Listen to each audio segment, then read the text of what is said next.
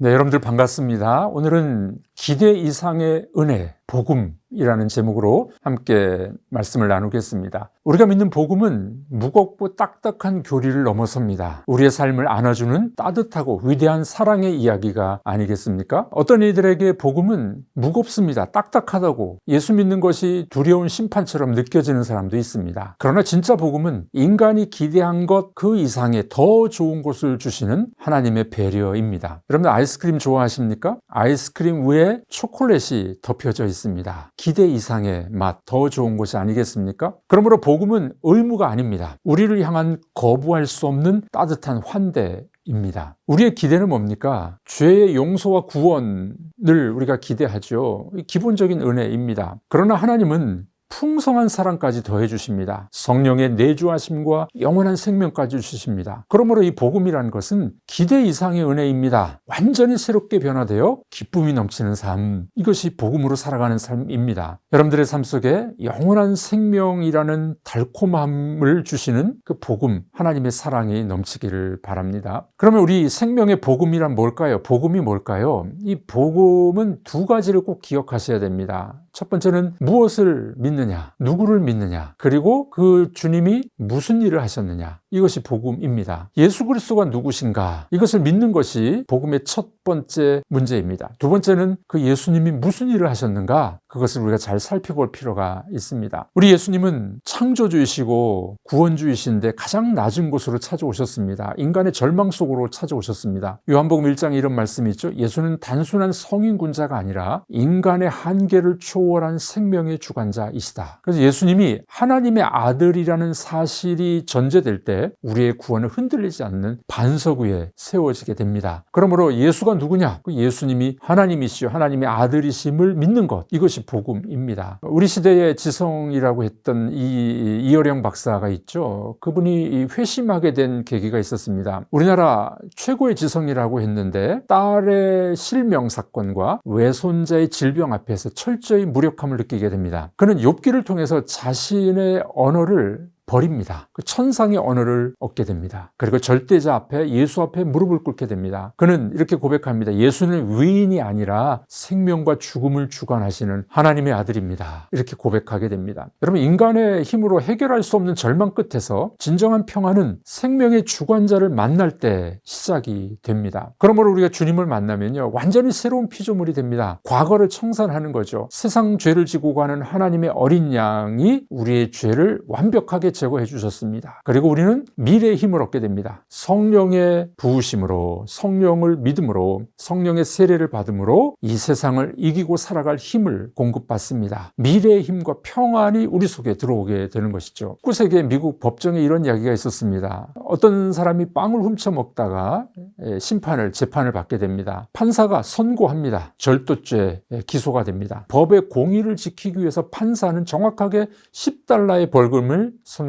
자, 이것은 인간의 죄에 대한 하나님의 준엄한 심판이죠. 죄의 삭은 사망이요, 이 대가는 반드시 치러져야 된다는 겁니다. 이 공의로운 법 앞에서 스스로 벌금을 낼 수 있는 자의 운명은 어떻게 될까요? 가장 아름다운 대속의 은총이 여기 부어집니다. 이 판사가 $10의 이 벌금형을 선고하고 난 다음에 법복을 벗고 피고인 속으로 내려옵니다. 그리고 자신의 지갑을 꺼내서 $10를 대신 지불합니다. 벌금을 대납했는데 이 벌금 대납을 넘어서 노인을 데려다가 따뜻한 식사를 대접하면서 그를 책임져주는 그런 역할을 감당하게 됩니다. 이 어떤 의미가 있을까요? 인간의 몸을 입고 내려와서 십자가에서 우리들의 죄를 치르신 예수님, 영원한 생명을 우리들에게 주신 예수님의 사랑을 보여주는 아름다운 모습이 아니겠습니까? 성경에 보면은 두 사람의 인물이 등장합니다. 니고데모와 사마리아 여인입니다. 니고데모는 어떤 사람입니까? 공회원이었습니다. 바리새인이었습니다. 부유했습니다. 성공의 꼭대기에서도 그는 채워지지 않는 영적 갈급함이 있었습니다. 결과 그는 주님 없이는 아무 소망이 없음을 깨닫고 거듭남의 비밀을 얻게 됩니다. 사마리아 여인, 그녀의 신부는 이름조차 없는 소외된 자였습니다. 상처와 가난의 밑바닥을 살아가고 있었습니다. 그녀의 상태는 사람들의 지탄 속에 과거의 우물에 얼룩매인 삶이었습니다. 결과는 어떻게 됐을까요? 차별 없이 다가오는 주님을 만나게 됩니다. 영원히 목마르지 않는 생수를 얻게 됩니다. 여러분, 생명의 복음은 빈부고하를 가리지 않습니다. 가장 정점에 있는 니고데모, 가장 하층에 있는 사마리아인 가리지 않습니다. 주님은 인간의 모든 문제를 넓은 품으로 안으시는 분인 줄로 믿습니다. 우리 영혼을 씻어내는 해방의 능력은 무엇일까요? 옛날에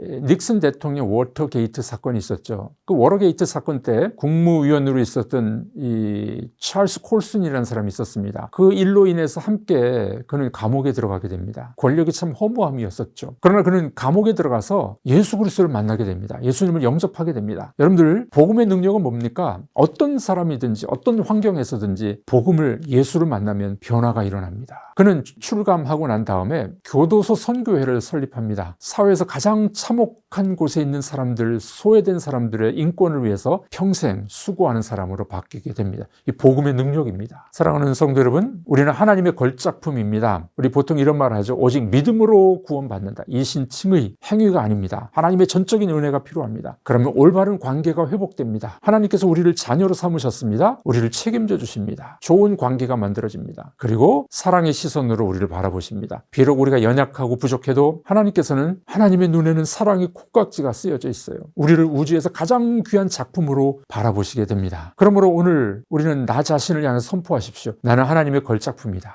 여러분, 허무한 인생은 뭡니까? 그는 두 주먹을 불권 주고 뭔가 쟁취하려고 살아가는 욕망의 사람입니다. 그가 추구하는 것은요, 다 지나가는 잠시 잠깐의 죄의 쾌락입니다. 결과는요, 사망입니다. 그러나 영원한 생명을 얻은 사람은요, 두 손을 활짝 펴서 하나님의 선물을 값없이 받아들이는 평안이 있게 됩니다. 성령님이 임재하셔서 내 안에서 영원토록 솟아나는 생명수가 나오게 될 줄로 믿습니다. 이것을 영생, 구원 이렇게 말씀합니다. 여러분, 허무한 인생의 100% 확률이 뭔지 아십니까? 메멘토 모리라는 말이 있습니다. 죽음을 기억하라는 겁니다. 과거 수도사들과 로마 황제들은요, 매일 스스로에게 질문을 던졌답니다. 죽음을 기억하라. 메멘토 모리. 성경이 말하는 죽음은 단순한 소멸이 아닙니다. 생명의 근원이신 하나님과의 관계의 단절을 의미합니다. 알렉산더 대왕이 죽을 때 관 밖에 두 손을 내밀고 죽게 됩니다. 욕망으로 쥐었던 두 주먹을 결국 빈손으로 떠난다는 것을 보여주는 모습이 아니었겠습니까? 영생은 뭡니까? 우리 존재의 연장, 영원히 사는 것도 있지만요,